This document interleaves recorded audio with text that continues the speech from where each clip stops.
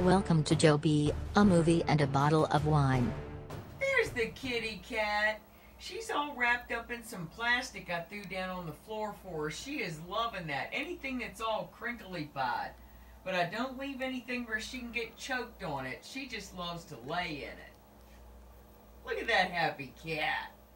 Hey everybody, it's Joby and Matt. And you saw the cat was laying on her plastic over there. She's loving. I can't get her to come over here with me. She wants to lay on the plastic all day. Matt and I had a yummy Chinese dinner. Mine wasn't the best I ever had, but, you know, there's always next time. Right. There's always something new to try. And we washed it down with some wine. Matt came in the door, and the very first thing we opened up was Dearly Beloved. I love it. It has a little skull on it, and the cork was really cool. It says Dearly Beloved. It was really dark. It had been sitting there for a long time. It tasted a little old, but we enjoyed it anyway. Wasn't that bad. Wasn't so bad we wouldn't drink it. No. Didn't pour it out in the ground and go. And we opened up a 2016 Beaujolais from Costco. We enjoyed that very much. I'm going to put it with my cork collection. So for our record, George Duboof. Your guess is as good as mine. Okay, George Duboof. It's Costco Christmas Beaujolais. We get it in every year. Stick it in the camera so I can look it up. I have a collection of the corks. All right. And then we had to have a little loco, so we had some blue loco. I'm off tomorrow, so Yeah. If my tongue is blue, it doesn't matter. It's not going to be the end of the world. My poop's probably blue too. All right, so Matt told me that I gotta keep it going because I got a lot of movies to do. We didn't do one last week, so I have a double load. All right, so let's start with the movie we watched tonight was Are You Being Served? It was a 1977 movie. It was a British comedy. Yep. Man, I remember loving that show years ago. And the movie was done in true Are You Being Served style. Right. It was classic TV show, the original cast. Original cast in the movie. Right. That's what made it awesome. Yeah. Nobody could have done that crap like those people. Mrs. Slocum. All right, and her and that hair. Yeah. And that pussy. Have you seen my pussy? Oh, please feed my pussy. My favorite movie that I've seen in the last 2 weeks is The Favorite. Favorite, The Favorite. Right, it's the English spelling. It was riveting from beginning to end, everybody. I loved it. It was done in true Dangerous Liaison style. Okay. Very catty, very manipulative. It had Emma Stone in it. It was the story of Queen Anne, which evidently not a lot of people know a lot about. And the funniest thing about Emma Stone was they had a mean tweet on Jimmy Kimmel, you know, where that person has to read a mean tweet about themselves. Right. And Emma Stone's was, she looks like she smells like cat piss. Emma Stone looks like she smells like cat piss. Okay. And she had to read that out loud. Somebody said that about her. Isn't that funny as crap? Crazy. And my favorite line that she said was, evidently I'm capable of much unpleasantness. It turns out I'm capable of much unpleasantness. Okay. She was the manipulative one. Wait till you see it. It started off because in a good way it said, you know, the little box that gives you the adult rating. Strong sexual content, nudity, and language. I knew I was in for a good movie at that point. So that was my very favorite movie. I watched one that I said that I probably wouldn't watch because it was kind of... Ben is Back. It had Julia Roberts in it. It was profoundly sad. Her son came home from rehab. Nobody knew whether he was ready to be home or not, and he, the series of events that they go through, and I just watched it. And when I got to the end, I just thank God that I didn't have to go through any of that shit with my kid. Lucky. Yeah, Lucky. It'll give you a very interesting perspective to the plight of another human being. It's a drama.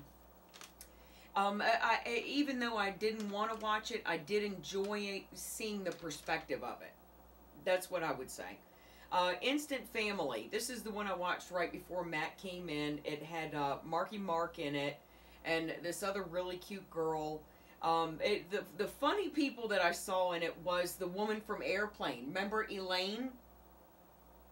The real dingy, dizzy. Oh, right. Okay. Yeah, right. yeah.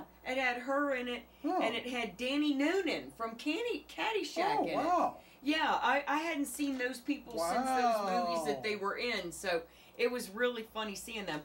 Marky Mark and his wife end up bringing in these children into their life because their life is getting boring, so they adopt the kids, and it was good. And then the mother comes back, and I don't want to ruin the story for you. I didn't think that I would like it. It was kind of a lovey-dovey kind of family story, but I did end up enjoying it. Cool. Let's see. I got into a series of things that I want to re-review the Overlord because I didn't give it the props that it deserved when I reviewed it the other week. Okay. The special effects for it were very good. It was a J.J. Abrams story. All right, so then the next movie that came out in the box was the Cloverfield Paradox, which I was very excited to see, but I had to go to my mom's and watch the original Cloverfield movie because I don't remember ever seeing it with the monsters in it. They're kind of loosely connected. They're not directly connected. Yeah. They're like Twilight Zone stories. So then I was curious about 10 Cloverfield Lane and was there any correlation there? But when I went back and looked at the monsters or aliens or whatever it was, they didn't look like anything like the ones from the Paradox movie. But these are all J.J. Abrams movies. The Overlord, which I re-reviewed as totally awesome. Cloverfield, and then 10 Cloverfield Lane, and then Cloverfield Paradox. The Paradox movie was good. A paradox is like the same thing going on in two places. And they did have the monsters from the Cloverfield movie in it. So there was something there. Really good. I mean, watch all three of those. There are 4 of those. They're all awesome. Last week, Matt and I watched the new Spider-Man movie, which was a cartoon. Right. Spider-Man Into the Spider-Verse. We loved it. We loved it. You know, I wouldn't have watched anything like that had Matt not brought it over, but I loved it.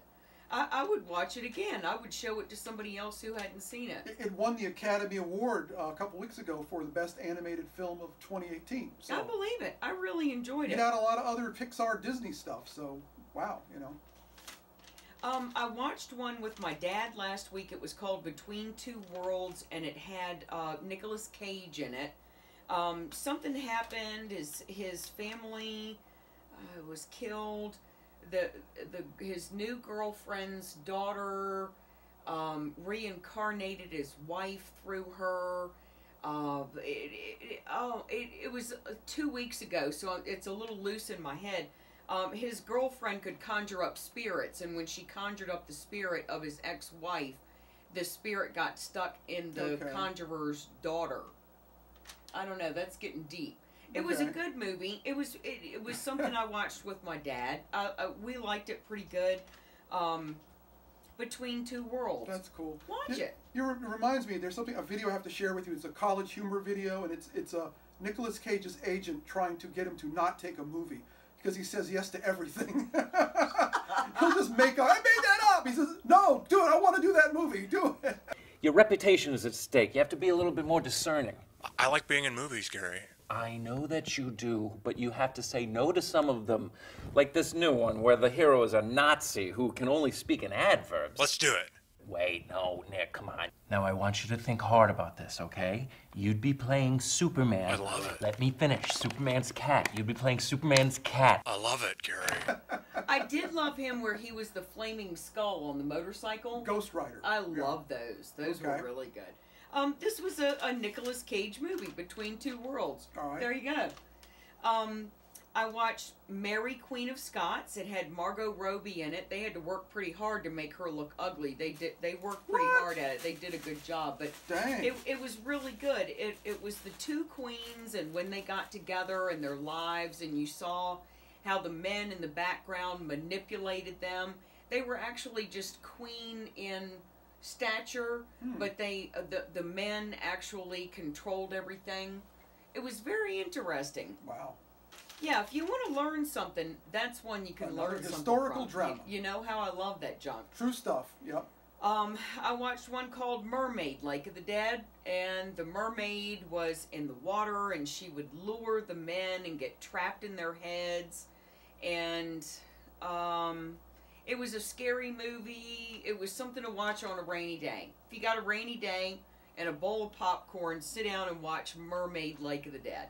I can't say it was the most horrible movie I've ever seen. The Possession of Hannah Grace. Boy, did I enjoy that. It gruesome images and terror throughout. That's what the little government warning box said. Gruesome images and terror throughout. I knew I was in for a good one. I pay attention to the stupidest stuff. But that movie was so good. That girl, and if you watch in the end the special features, the girl that played the part of the Hannah Grace that was the demon, it was awesome. That chick she was tripping. She was really cute. Cool. She went through a lot of makeup on her naked body because her naked body was laying there in the morgue. It looked like she had been cut really bad and cut really bad. And oh, it was good. That was a good one, you guys. I've watched some scary movies and I haven't been scared by a whole hell of a lot of them, but this one creeped She me out. recommends this one. The Possession of Hannah Grace, y'all. All right, and then lastly but not leastly is Can You Ever Forgive Me? It had Melissa McCarthy in it. She was an author and she was down on her luck. She wasn't writing. She got fired from her job. So she started writing letters that seemed like they came from old authors. And she was selling them to the bookstores, like pen letters from old-timey authors to other people. She's running a scam. And she was running a scam. And this was a true story. Oh, another true story. Wow. And she ended up serving time for that. But the movie was really cute and how she interacted with that guy that she was partners with and all. It was So real, was it more of a drama than a comedy? more of a drama than a comedy. Wow, okay, that's a good change for her. That was a big change for her. I hadn't seen her play a part where she had to play anything as serious as what she played here. Wow. Can You Ever Forgive Me? Learn a little something and be entertained. Oh, hang on. I'm going to cough. Put down some of that loco there. Smooth it. Ride it out. Ride it out. I'm dripping. Okay. Ooh. There were some previews that I saw. Excuse me. That's loco for you. There were some previews that I saw. There was one called The Intruder. You'll recognize this guy when you see the preview for it. He owns the house. He sells it to these people. And then he comes back and he's cutting the grass and he's doing stuff around the house and he's always there. And the people are trying to figure it out. And he's like really creepy. And he won't go away. That looked like a good one. Okay. I will watch that. And then we have On the Basis. It's the Ruth Bader Ginsburg movie. That's going to be really good. I'd like to see her story. That's a true story, so, you know, I got to watch it. The notorious RGB. Or RBG. And then the last one that I saw the preview for was the Bumblebee movie. Oh, Transformers. I've already heard bad reviews about it from some people who are like real diehard character people. So we'll see, but it looked like it would be pretty entertaining. I mean, the little girl goes and buys the Volkswagen, and then it turns into Bumblebee. So it looks like it's going to be really cute. Cool. Does he still talk through the radio?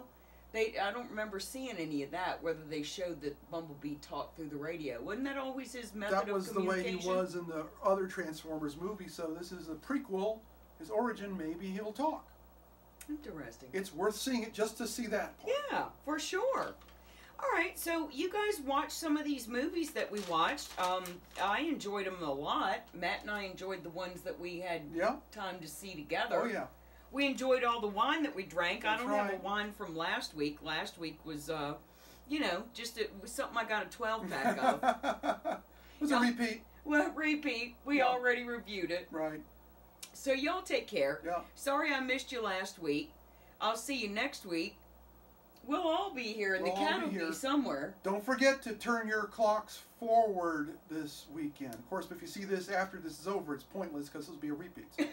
But for us, If living not, in the past, you're before gonna you be see late. this, put your clocks forward Sunday, March 10th, I think. All right. Bye. Good Bye, night. everybody. Take care. Thank you for watching Joby, a movie and a bottle of wine. Smooth it. Ride it out. Ride it out. I'm dripping. Okay. Ooh.